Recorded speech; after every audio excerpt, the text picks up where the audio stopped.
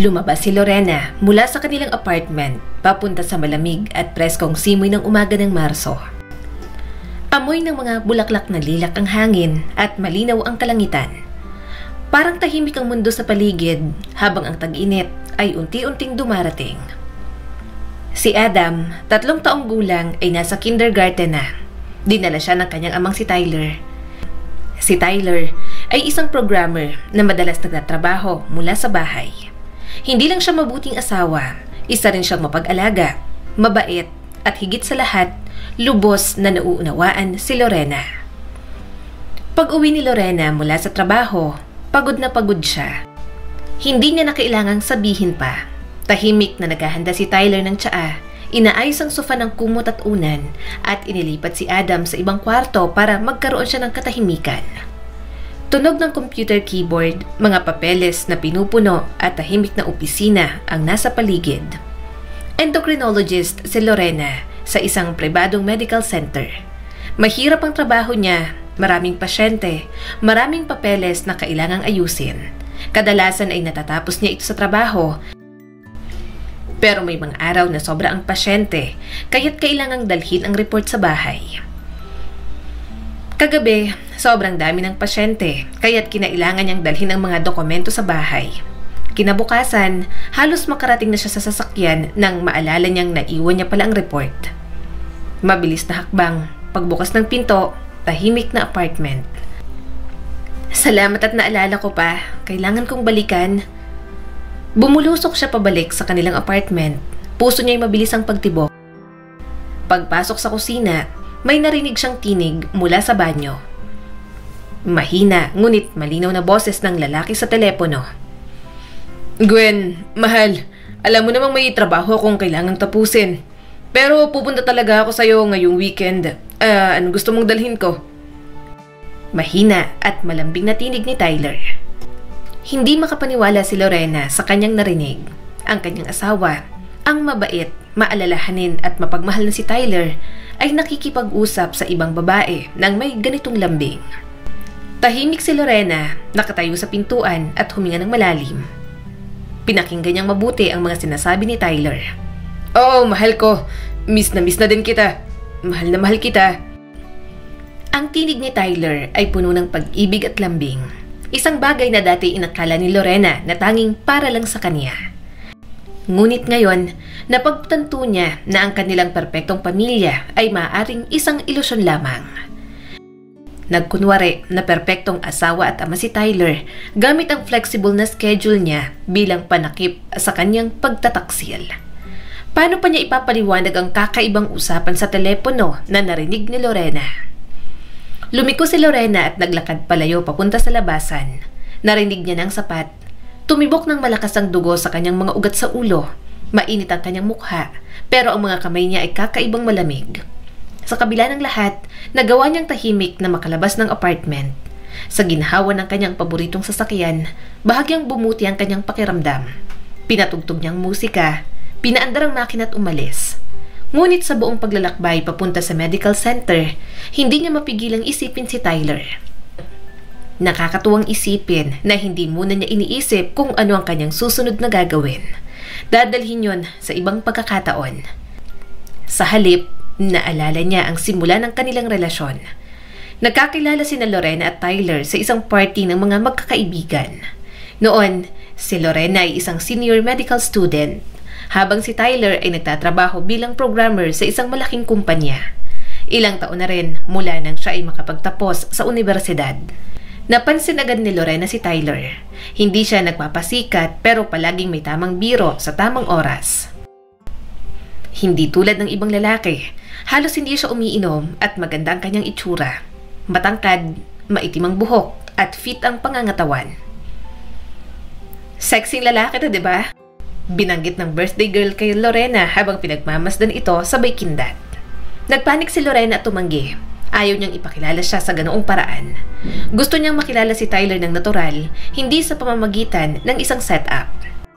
Sa gabi ng party, naging sentro ng pansin si Lorena ng maraming lalaki. Ang mga striking niyang mga katangian, ang kulay brown na mga mata, Ang makintab na buhok na bumabagsak ng malambot sa kanyang mga balikat ay nakakuha ng maraming papuri. Sa simula, natuwa siya sa mga komplemento, ngunit kalaunan, naging labis na ito at naging nakakabahala na. Isang lalaking matyaga ang hindi tumitigil sa pagsunod sa kanya. Sinubukan siyang yakapin at palaging nagpaparamdam na lasing siya. Hindi na alam ni Lorena kung paano matatanggal ang lalaking yon, hanggang sa may dumating na isang tulong mula sa hindi inaasahang tao. Si Tyler.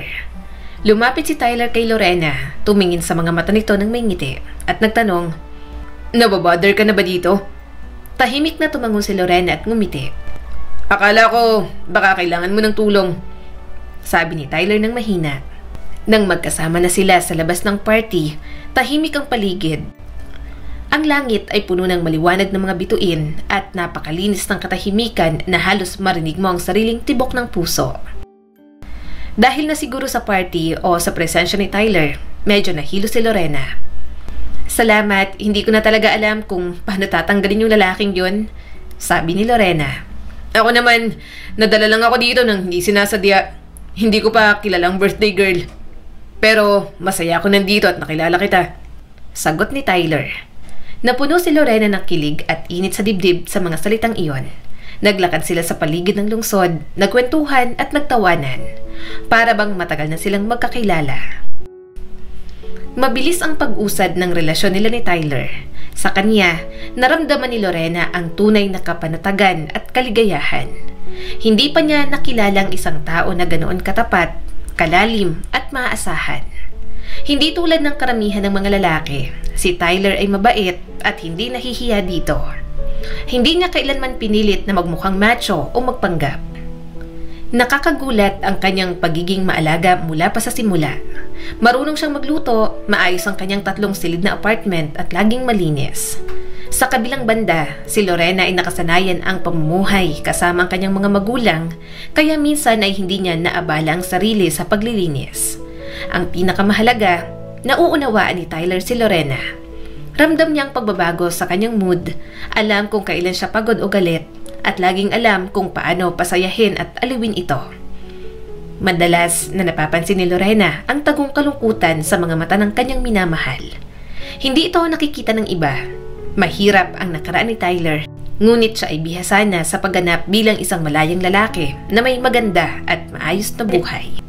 Ipinanganak siya ng kanyang ina na sa panahong yon ay hindi naman talaga kailangan ng isang sanggol. Si Barbara, ang ina ni Tyler, ay lumaki sa isang mayamang pamilya. Ang ama niya ay isang top manager sa isang pabrika at ang kanyang ina ay guro naman sa elementarya. Pareho silang naghahanda ng magandang kinabukasan para kay Barbara. Pagkatapos ng paaralan, inaasahang papasok siya sa isang prestihiyosong universidad at pagkatapos ay magtatrabaho sa Ministry of Finance dahil may mga koneksyon ang kanyang ama doon. Ngunit higit sa lahat, gustong-gusto ni Barbara na makihalubilo sa mga kaibigan at mag-enjoy. Naiinggit siya sa mga kabataan na nakaupo sa harap ng mga gusali, kumakanta at tumutugtog ng gitara. Pangarap niyang mapasama sa masayang grupo na yon. Ngunit hindi siya makabuelta laban sa kanyang mga magulang. Kung kaya niya pa sanang labanan ng kanyang ina, ang kanyang amay mahigpit na kumokontrol sa kanya. Palagi siyang takot na sundan ni Barbara ang yapak ng kanyang panganay na kapatid na babae na hindi naging matagumpay. Hindi niya kilalang tiyahing yon, ngunit ang sabi-sabi ay isang babaeng adik sa alak, madalas nagpapapalit-palit ng kasintahan at hindi nagtatrabaho. Sumunod si Barbara sa kanyang mga magulang, ngunit lihim niyang kinapupuutan sila. Naghintay siya ng pagtanda upang makamit ang inaasam-asam niyang kalayaan na walang makakapigil sa kanya. Ngunit mas maaga niyang nakamit ang kalayaan nang siya ay 13 anyos pa lamang, nang magkaroon ng atake sa puso ang kanyang ama habang nasa trabaho. Hindi na siya nailigtas. Mula noon, nagbago ng husto ang buhay ng kanilang pamilya. Wala na ang mahigpit na ama na humahawak sa kalayaan ni Barbara gamit ang mga libro at piano. Wala nang takot, kaya naman si Barbara ay naiwan sa kanyang sariling desisyon. Sa buhay ng isang dalagang teenager, nandon ang mga kaibigan, alak, pakikipagsapalaran at romansa, lahat ng matagal niya ng pinangarap. Pagkatapos makagraduate, sinabi niya sa kanyang ina, "Magtatrabaho na ako, Sawa na po ako sa pag-aaral. Nagtuloy-tuloy si Barbara sa pagtatrabaho.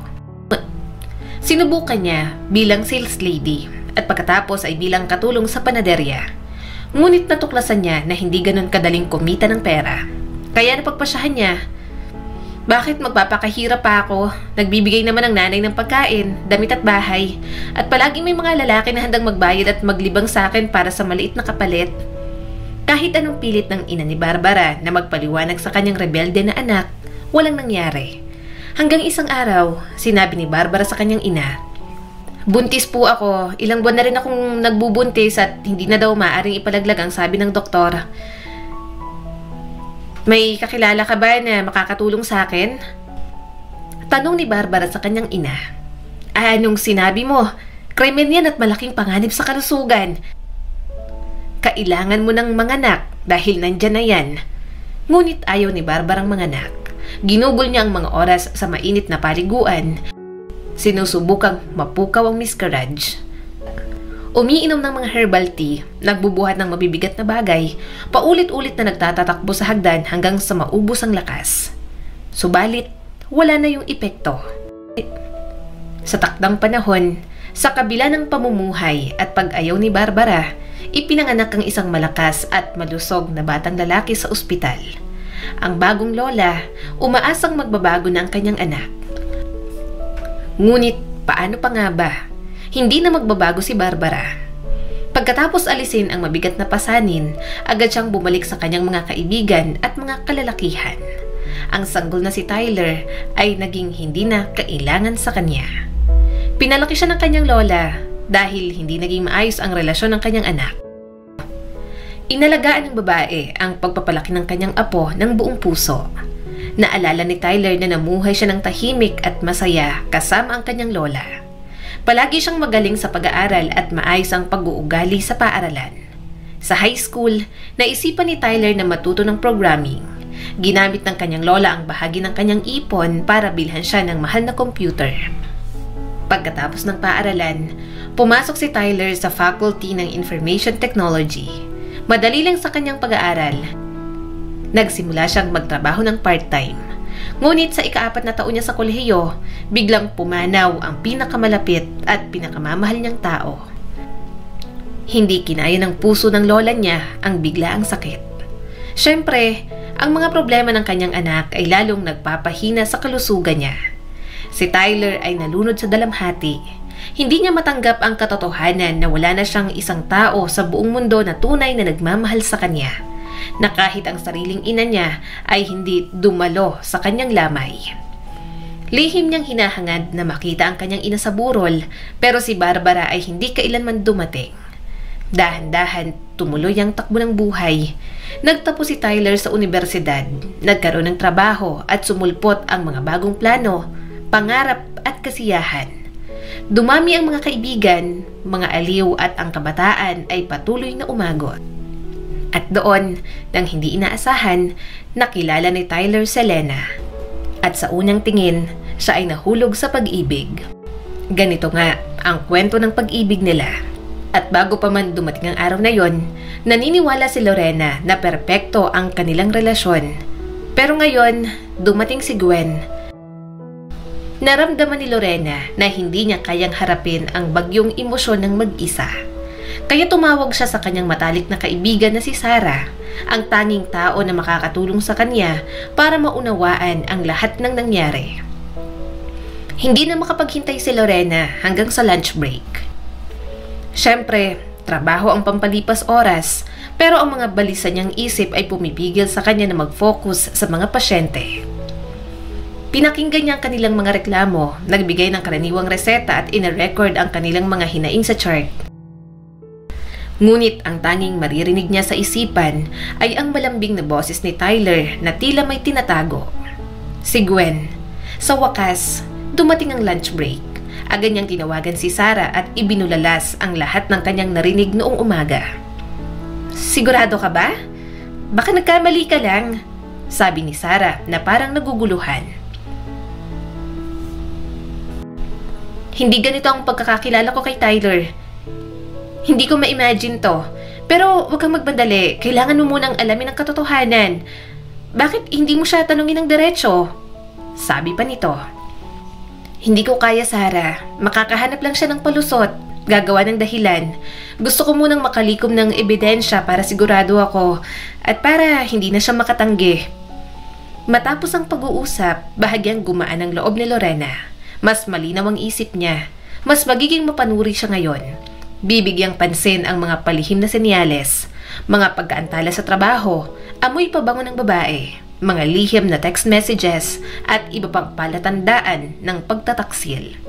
Hindi pa siya handang gumawa ng desisyon kaagad. Kailangan niyang pag-isipan ng mabuti at maghanda sa paghihiwalay. At sa mga sandaling ito, kailangan niyang magpanggap na walang nangyayari. Ang tanong, makakaya ba niya? Kailangan niyang buuin ng lahat ng kanyang galing sa pag-arte. Dumating ang gabi at lahat ay parang dati. Naghanda si Tyler ng hapunan, nagtrabaho siya mula sa bahay buong araw. Pero nakahanap ng oras para mag-ihaw ng manok na may patatas at maghanda ng salad.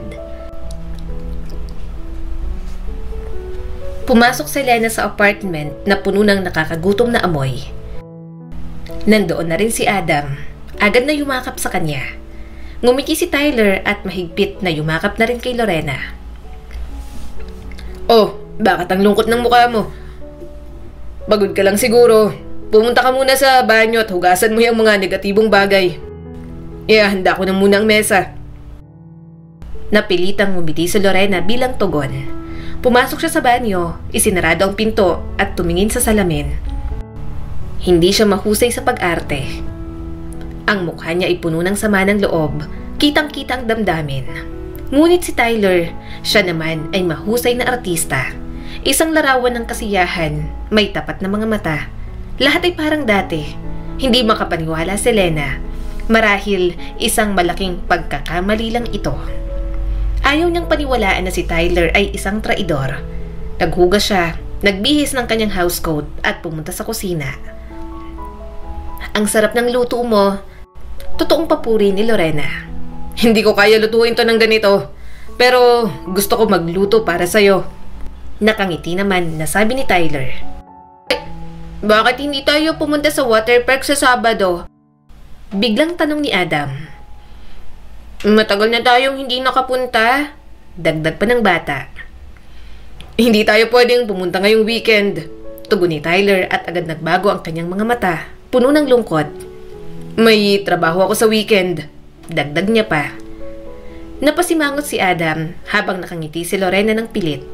Naalala ni Lorena ang pangakong ginawa ni Tyler kay Gwen na bibisitahin niya ito ngayong weekend. Kung hindi niya narinig ang pag-uusap, hindi niya hihinalaan na may ganito. Hindi regular ang schedule ni Tyler. Madalas siyang tinatawagan sa opisina kahit weekends. Ngunit ngayon, sigurado si Lena. Plano ni Tyler na puntahan si Gwen. Gabi na nang kausapin niya si Sarah. Susundan ko siya. Tingnan ko kung saan siya pupunta. Sige, ako nang bahala kay Adam. Huwag kang mag-alala. Sagot naman ni Sarah. Maghihintay ako sa labas ng gusali hanggang sa lumabas siya. Magandang ideya yan. Sundan mo siya, tingnan mo ng sarili mong mga mata. Sa umaga, nagkunwaring naghahanda si Tyler para sa trabaho. Uminom siya ng kape, inayos ang laptop sa backpack at sinuot ang pantalon at kamiseta. Habang abala siya, dahan-dahang bumangon si Lena, sinuot ang maong, t-shirt at sweater. Kailangan niyang sundan si Tyler agad-agad para hindi siya mawala sa bakas. Nilagyan pa niya ng mahabang housecoat bilang disguise. Tulad ng dati, hinalikan ni Tyler si Lorena bilang pamamaalam. Niyakap ng mahigpit at sinabi na mamimiss daw siya nito. Ang panlilin lang, papunta naman pala siya sa kanyang kalaguyo habang nagpapakita ng ganitong eksena. Nasa tabi na ni Sarah. Pagpasok ni Tyler sa sasakyan, agad pumasok si Sarah sa gusali. Hindi nagtagal, dumaan si Tyler sa opisina niya. Nakakalungkot, pero handa na si Lorena rito. Lumiko si Tyler sa isang landas papuntang probinsya. Sinundan siya ni Lorena ng medyo malayo para hindi mahuli. Tila ba ang kanyang kalaguyo ay nakatira sa isang baryo. Mga bukirin at taniman ang dumaraan sa mga magkabilang gilid ng daan. Ang madilim na asul na SUV ni Tyler ay halatang malayo na sa kanyang paningin. Konti lang ang mga sasakyan, kaya napanatili ni Lena ang distansya. Lumiko si Tyler sa kanan at nawala sa likod ng isang grupo ng malalaking puno. Pagdating ni Lorena sa liko, nakita niyang pumasok si Tyler sa malawak na tarangkahan sa likod ng grupo ng malalaking puno. Sa gitna ng isang bukirin, may matangkad at mapusyaw na berdeng bakod. Sa likod ng mataas na bakod, makikita ang silhouette ng isang abo-abo na 3 palapag na gusali. Pagsapit sa loob ng bakuran, dahan-dahang nagsara ang tarangkahan. Mukhang isang matibay na kuta ang estruktura. Hindi ito ang inasahan ni Lena. Pinark niya ang kotse sa likod ng mga palumpong, takot na lumapit pa. Ano bang nangyayari dito? Sa unang tingin, hindi na tila isang kwento ng kalaguyo ang sitwasyon. May kakaiba, hindi maintindihan ang nangyayari. Sa wakas, nagpa siya si Lorena. Dahan-dahang bumaba ng sasakyan at lumapit sa tarangkahan. May karatula sa itaas nito. Medical and Social Institution for Children with Special Needs. Ano ba to? Mas dumami ang tanong ni Lena. Nalilito siya. Bumalik siya sa kotse at nagdesisyon na maghintay na lang kay Tyler at tanungin siya ng diretso. Humiga si Lena sa upuan at tumitig sa maliwanag na bughaw na langit. May mga malalambot na puting ulap na dumaraan. Maingay ang mga insekto sa paligid. Ang ganda ng lugar, maliban na lang sa pangit na gusali at matangkad na bakod na sumira sa tanawin. Lumipas ang 4 na oras ng paghihintay. Paminsan-minsan may mga sasakyang papasok sa gusali. 5 o 6 na sasakyan ang bilang ni Lorena. Lahat ay pumasok sa tarangkahan gaya ng ginawa ni Tyler. Pero wala ni isang lumabas. Palubog na ang araw nang dahan-dahang bumukas ang tarangkahan. Lumabas ang SUV ni Tyler. Napansin niya kaagad na nakaabang si Lorena sa likod ng mga puno. Dahan-dahan siyang huminto sa gilid ng kalsada, bumaba at naglakad papunta sa kotse ni Lorena. Puno ng lungkot ang mga mata ni Tyler. Nakababa ang ulo, nakatungo ang balikat. Masakit para kay Lorena na makita ang dati niyang masayahing asawa na ganito. Kahit noon, napapansin niya ang lungkot sa mga mata ni Tyler kahit sa mga masasayang sandali. Akala niya dahil ito sa masalimuot niyang kasaysayan kasama ang kanyang ina.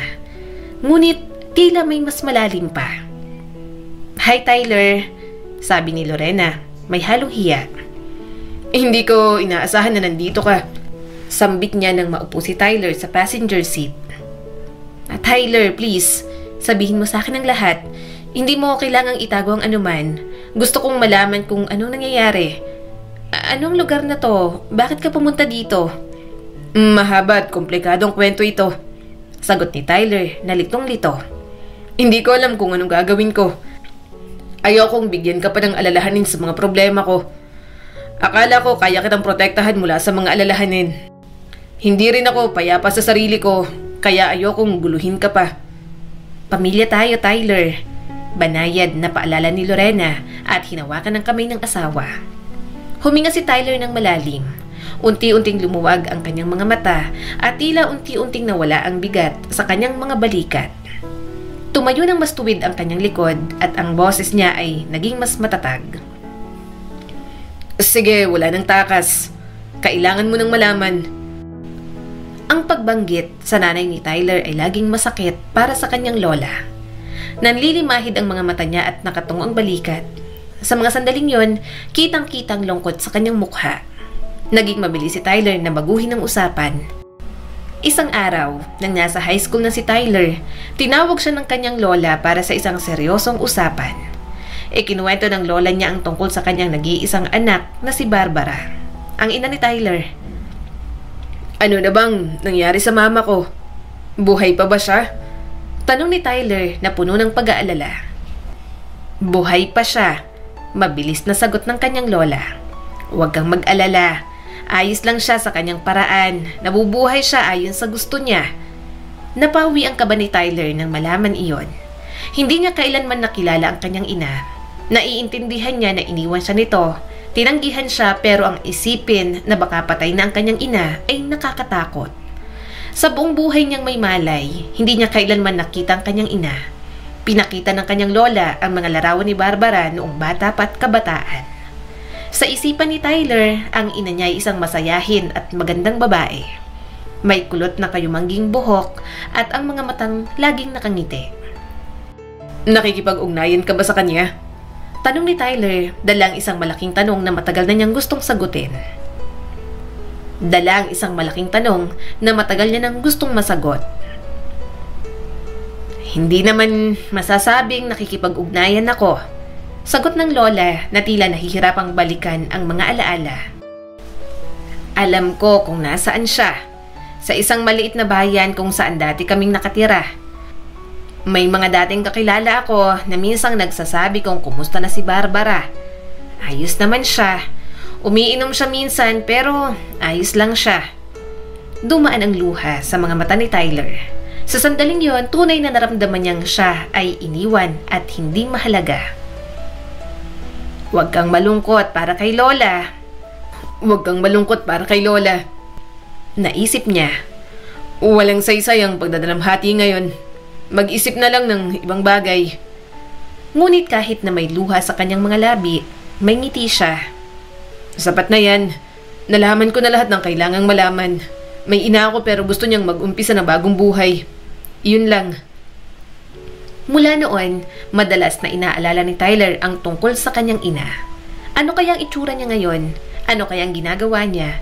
Kanino kaya siya nakatira? At higit sa lahat, mayroon ba siyang kapatid? Lumipas ang panahon, hindi niya namalayan na naka-enroll na siya sa universidad, nag-aaral ng information technology.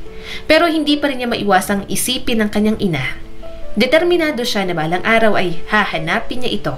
At nangyari rin ang kinatatakutan niya. Hindi nakaligtas ang kanyang lola sa isang pag-atake sa puso. Sobrang ikinalungkot ni Tyler ang pagkawala niya. Naging tahimik siya, hindi na nakikipag-ugnayan sa mga kaibigan. Sa mga sandaling yon, ang imahe ng kanyang ina ang laging nasa isip niya. Siya na lang ang natitirang pamilya niya sa mundo. Naramdaman ni Tyler ang matinding pagnanais na makita ang kanyang ina. Isang araw, nagpasya na siya. Sa umaga, pumunta siya sa istasyon ng tren at bumili ng tiket papunta sa bayan kung saan alam niyang nakatira ang kanyang ina. Panahon na para magkita sila at makuha niya ang mga sagot sa mga tanong na matagal niya nang hinahanap. Hindi niya na kayang manatili sa dilim. Ano man ang mangyari, haharapin niya. Tahimik ang istasyon, ang bayan na yon ay isang maliit, tahimik na lugar, parang isang malaking baryo lang. Alam ni Tyler ang address ng kanyang ina.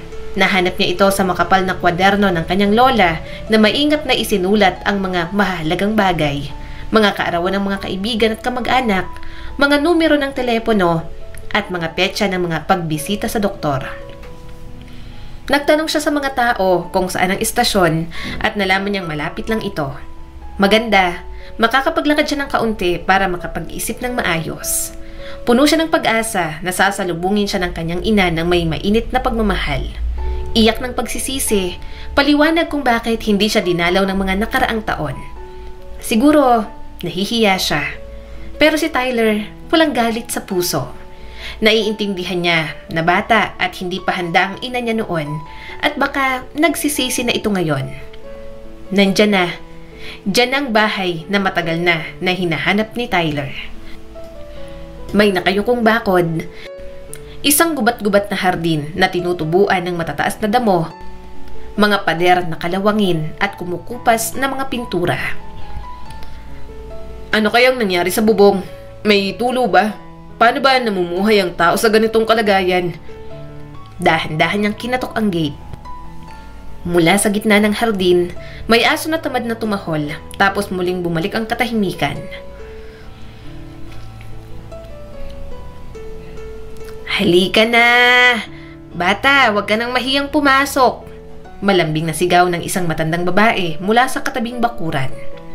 Si Barbara, ang ina ni Tyler, ay hindi kailanman nagsasara ng gate. Taga social services ka ba o nagchichismis lang? Tanong kay Tyler. Sumagot naman siya. Social services. Sagot niya na natuwa't hindi niya na kailangang magpaliwanag pa. Pumasok siya sa bakuran ng bahay ng ina niya. Tumitibok ng malakas ang puso niya, tuyot ang kanyang bibig. Saan man siya tumingin, bakas ang kapabayaan. Sa isang sulok, may nabulok na lumang bahay na kahoy na may pintong hindi nagsasara. Puno ng kalat, sira-sirang kasangkapan, plastik, bote at iba pang basura. Sa gitna ng damuhan, may maliit at luma ring bahay. Bukas ang pinto, maaaring sira ito o kaya naman ay inaasahan ng may-ari ang bisita. Pumasok si Tyler sa madilim na silid. Amoy alikabok, dumi, amag at matapang na amoy ng matagal ng alak ang bumalot sa paligid. Nakakainis ang lugar. Hindi pa nalinis ng matagal ang sahig, natakpan ng buhangin at alikabok. Kalat ang mga bote. Ang lumang kasangkapan ay balot ng maruming tela. Naalala ni Tyler ang malinis na bahay ng kanyang lola na siya mismong nililinis araw-araw at tinuruan siya noon na maging maingat. Napaisip siya, paano kaya siya lumaki kung kasama niyang ina sa ganitong kalagayan? Para bang sa unang pagkakataon, may pumailan lang na ideya sa isip niya. Siguro, mas mabuti na nga ang nangyari. Na iniwan siya ng ina na gaya ni Barbara para mapangalagaan ng kanyang lola. Pumunta siya sa malaking silid na ginagamit bilang sala. Sa sofa, may nakadapa na babae na tila natutulog. Agad niyang nakilala. Si Barbara, mula sa litrato, pero mas matanda na at may bakas ng magulong buhay sa mukha. Bumukas ang mga mata ng babae. Marahil ay naramdaman niyang may pumasok. Tinitigan niya si Tyler, ngunit wala siyang takot. Bumangon si Barbara at tiningnan ng bisita, parang inaasahan ng paliwanag. Madalas iniisip ni Tyler kung paano ba ang unang pagkikita nila. Pero ngayon, nakatitig siya ng walang salita. Hindi niya mahanap ang mga tamang salita. Dama niyang iba't ibang emosyon. Awa, pagkasuklam, paghamak at takot. Mukha itong isang taong palaboy, katulad ng mga nakikita niya sa lansangan. Payat, kulubot ang mukha, maliit at malalim ang mga mata, gulo ang buhok na minadaling itali, at may maruming kuko sa mga kamay na may mga kalyo. Sino ka? Tanong ng babae na parang uwak ang tinig. Ako si Tyler. Sagot niya ng walang gaanong kumpiyansa. Kung taga-social services ka, lumayas ka dito. Mariing sabi ni Barbara. Ayos naman kami dito. Ako si Tyler. Anak mo. Ang sagot niya sa wakas. Tumingin si Barbara sa sahig na para bang iniisip ang sinabi. Naisip ni Tyler na baka nahihiya siya. Nagpasensya siya at naghintay ng mahinahon. Oh, Tyler, yan palang itsura mo ngayon. Matanda ka na. Lumaki ka na. Dumating ka ba para sa mana? Kailangan nating pumirma ng mga papeles. Bahagi ng apartment ni Mama ay akin. Alam mo yun. Plano ko sanang dumalaw sa'yo. Kailangan ko ng pera gaya ng nakikita mo. Napailing si Tyler. Alam pala ni Barbara na patay ng kanyang ina. Hindi siya pinuntahan sa libing. Hindi man lang siya gusto ng ina na siya lang ang naiwan sa mundo. Anong klaseng tao ba siya? At umaasa pa siya sa mana na iniwan ng kanyang lola. Pero nauna na pala itong inasikaso ng lola niya. Hindi ako nandito para sa mana. Mariing pahayag ni Tyler. Gusto ko lang makita ka. Hindi tayo mga estranghero. Tungkol sa mana. Muling tanong ni Barbara, may pag-asa sa mga mata. Hindi sumagot si Tyler. Ipinikit niya ang mga mata. Iniwan ng lola ang apartment sa akin. Sabi niya. Ayoko ng mana. Bakit ka pa dumating dito? May mga tanong lang ako. Sagot ni Tyler na muling tinipon ang lakas ng loob. Walang init ng pamilya, walang pagmamahal o pagsisisi ang naabot niya. Makasarili ang nanay niya, puro sariling kaligayahan ang iniisip. Umalis ka na rito, huwag kang mag-abala. Sambit ni Barbara na halatang naiinis dahil sa balitang hindi siya makakatanggap ng mana. Karapatan kong malaman kung sino ang tatay ko. Matatag na sabi ni Tyler. Hindi ko alam.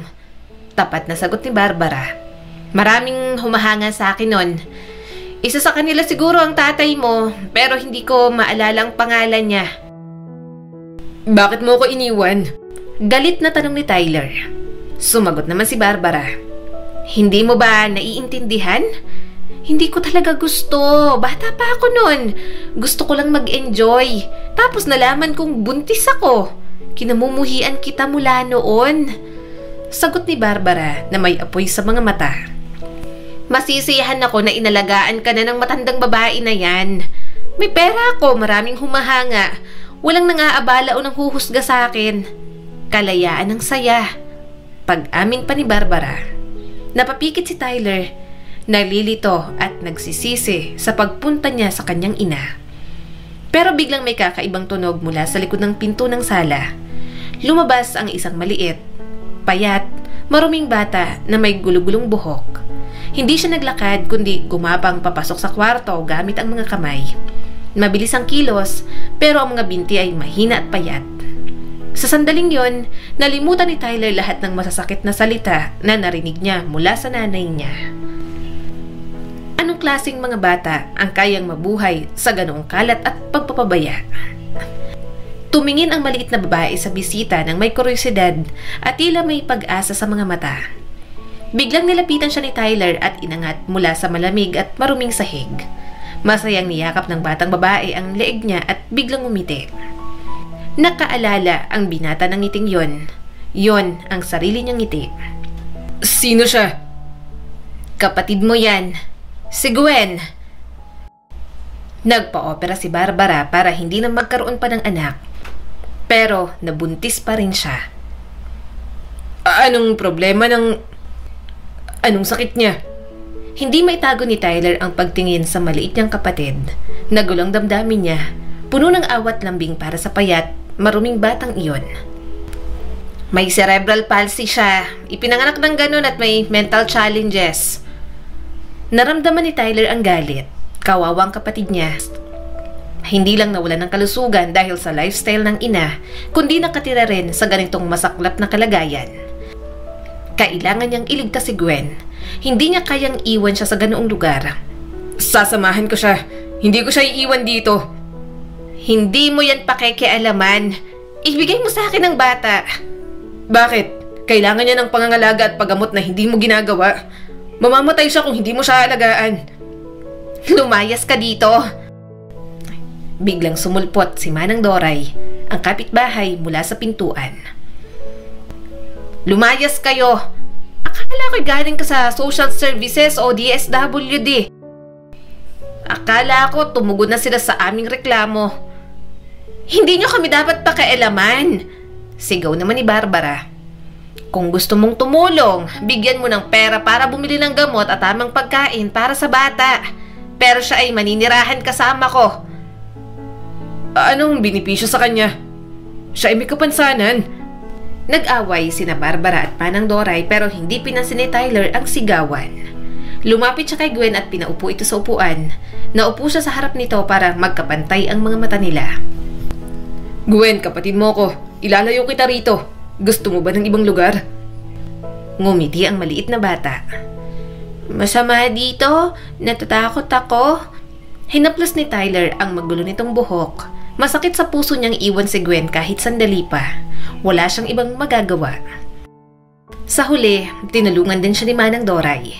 Dinala nila si Gwen sa lungsod at nagkaroon ng appointment sa guardianship department. Nang hindi pa umaksyon ang mga ito, nagbanta si Manang Doray na dadalhin nila ang kaso sa TV. Sa huli, nakuha si Gwen mula kay Barbara at natanggalan ng parental rights ang ina.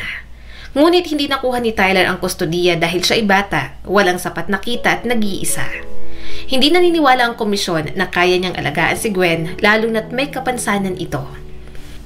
Dinala si Gwen sa isang tahanan para sa mga bata na may espesyal na pangangailangan. Maganda ang kondisyon doon, malawak ang kwarto, playroom, masarap na pagkain, maraming laruan at libro, at mababait ang mga staff. Dito mas naging maayos si Gwen. Lagi niyang sinasalubong si Tyler ng masayang ngiti at mahigpit na yakap. Ngunit palaging may guilt si Tyler dahil hindi niya naibalik si Gwen sa bahay. Pinagsusumikapan niyang makuha ang kustodiya. Naghahanap siya ng trabaho kahit mahirap bilang estudyante. Naghanda siya ng kwarto para kay Gwen sa apartment niya pero walang gustong magbigay ng kustodiya sa isang batang lalaki na nag-iisa at may kapatid na may kapansanan. Sa bahay ampunan, natuklasan na ang mga kakulangan ni Gwen ay dahil sa kapabayaan ng ina, hindi dahil sa disability. Hindi siya nakipag-ugnayan sa mga bata at hindi siya dinala sa kindergarten o sa kung saan-saan. Nakakulong lang sa bahay. Unti-unting nakabawi si Gwen, nagpatuloy ang therapy ngunit hindi tuluyang nawala ang cerebral palsy niya. Naghanap si Tyler ng pinakamagagaling na espesyalista at bumili ng mahal na exercise machine para sa tahanan ni Gwen.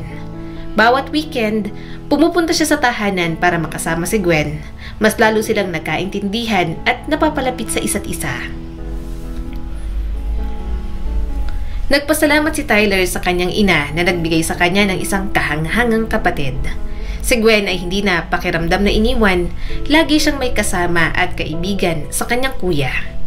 Ngunit nais pa rin ni Tyler na mailabas si Gwen mula sa institusyon sa lalong madaling panahon. Para magawa ito, kailangan niyang magpakasal. Inisip niya ang isang peki na kasal para lang makuha si Gwen at pagkatapos ay makakuha na ng annulment. Pinayuhan siya ni Manang Doray na huwag gawin yon dahil mapapahamak lang siya sa ganoong plano. Bata ka pa. Naisip mo lang yan ng mabilis. May mga taong marunong mangloko at kukuha ng iyong ari-arian kapag ka maghihiwalay na kayo. Sinabi niya na maghintay, hanapin ang tamang babae, magpakasal ng tunay at saka kunin si Gwen. Paano kung ayaw ng asawa ko na may kapatid ako na may espesyal na pangangailangan? Siyempre, yon ang pagsubok, sabi ni Manang Doray. Dito nakilala ni Tyler si Lorena at umibig ng agad-agad. Hindi niya maipaliwanag ang ganitong damdamin. Nang malaman na mahal din siya ni Lorena, sobrang saya ni Tyler. Pinangangalagaan ni Tyler ang relasyon nila kaya hindi niya sinabi kay Lorena ang tungkol sa kalagayan ni Gwen. Natakot siya na iwan siya ni Lorena. Nagpakasal sila at ipinanganak na nga si Adam. Masaya si Tyler sa pamilya niya pero kailangan niyang magtago. Nagiging kakaunti at maikli na ang pagbisita niya kay Gwen pero hindi niya sinasayang ang mga ito dahil hinahanap siya ni Gwen. Isang araw, sinabi na ni Tyler kay Lorena ang lahat. Nakatira ako sa gitna ng problema at takot. At ngayon, nalaman mo ng lahat. Napakabait mo pero ang kulit mo. Hindi ako natakot sa kwento mo at lalong hindi ako galit. Gusto kong makilala ang kapatid mo. Dapat siya'y bahagi ng pamilya natin. Bilang doktor, naiintindihan ko ang mga pagsubok at pag-asa. Kilalanin natin siya ngayon. Tayo nang magkasama. Napakaswerte ko na ikaw ang asawa ko. Salamat, Lorena. Ngumiti si Lorena. Pinaniwalaan niya na mabait, matalino at maalaga si Tyler. Pinatunayan ang kwento ng kapatid niya na tama ang naging desisyon niya. Anong sukat niya? Malapit na ang kaarawan niya. Pumunta tayo bilang pamilya. Dapat magmukha siyang prinsesa. Yumakap si Tyler kay Lorena. Ramdam niyang liwanag at init sa puso niya. At naisip na sana ganito na ang nangyari noon pa kung naging tapat lang sana siya. Kahit gaano pa kahirap ang buhay, hindi dapat tayo susuko. Kapag may pagmamahal at tapang, kaya nating harapin lahat ng problema.